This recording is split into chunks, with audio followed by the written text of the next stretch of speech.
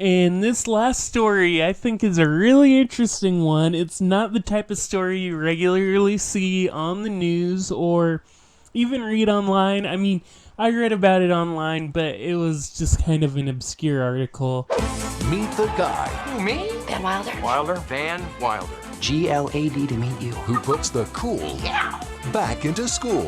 But I think it deserves a lot more attention, so I'm going to talk about it on this episode right now. Am I talking to you, Pinhead? The U.S. returned $300 million to Malaysia that prosecutors say was stolen in a corruption scheme. The settlement covered a Manhattan penthouse, a Beverly Hills mansion, blah, blah, blah. I talked about this in the intro. He had a lot of shit. Me got the good stuff, man. And it was owned by financier Jho Low. Low was a consultant for a Malaysian state fund and allegedly used money for bribes and kickbacks to foreign officials and even helped finance movies. I said earlier The Wolf of Wall Street, but he also financed Daddy's Home and Dumb and Dumber 2. Best foreign movie. The company he was taking money from was called One Malaysia Development Berhad.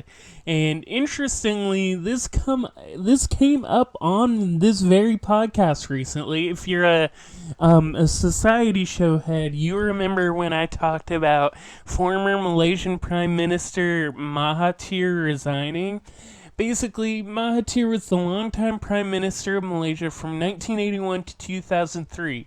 And then again in 2018, he ran and won, even though he's like 93, 94 years old, making him the world's oldest world leader. Well, after like a year and a half or 2 years, he resigned. Bye-bye, bitches! The way this ties into the financier Jho Low is the reason Mahathir got back into politics is because he wasn't fond of one of his successors, Najib Razak. Mahathir accused Najib of using the One Malaysia program for corruption. At first, I didn't really know how to take the One Malaysia corruption accusations. Mahathir seems like a xenophobic conservative prick. Our daddy taught us not to be ashamed of our dicks. And he's also highly litigious. I am the law. For example, he put one of his political rivals, who later became an ally, on trial for sodomy twice. When I was in the 3rd grade, I thought that I was gay because I could draw. However, this story more or less confirms that there was corruption going on, and Jho Low, the guy involved, personally knew Najib Razak. I know him. I know him. But let's talk about the Jho Low guy for a little bit. He's a strange character. His first major deal, This is the deal. was when he sold a high-rise building in Kuala Lumpur, the capital of Malaysia, if you don't know, to a state bank of Kuwait. And then he formed an investment group with, quote, a Malaysian prince, a Kuwaiti sheikh, and a friend from the United Arab Emirates who went on to become ambassador to the United States and Mexico, and is now one of the most powerful right-hand persons for the Crown Prince of Abu Dhabi, end quote. So all of these people, a prince, a sheikh, right-hand man to the Crown Prince, blah, blah, blah, all these people working with this Jho Low character. By 2010, Jho Low was the principal steward of a capital firm. He increasingly got more investments and connections throughout the world.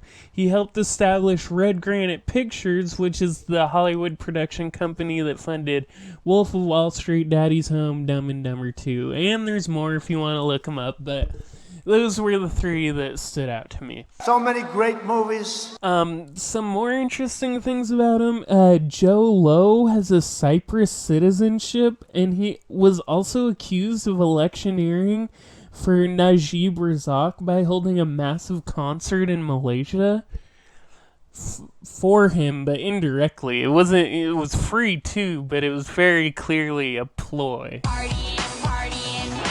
And then where it gets really weird is Jho Low has a lot of ties to United States celebrities. Do not be distracted by the beautiful celebrities. He allegedly purchased a white Ferrari as a wedding gift for Kim Kardashian. Diamond earring came off in the ocean and it's gone. And there's people that are dying. He bought paintings by Picasso and Basquiat for Leonardo DiCaprio.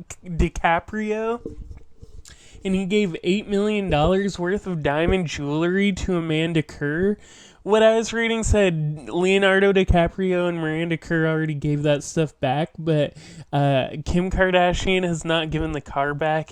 He also has funded just these massive concerts with Kanye, like, in tropical locations. He just has a shit ton of money, and most of it may be stolen. I don't know.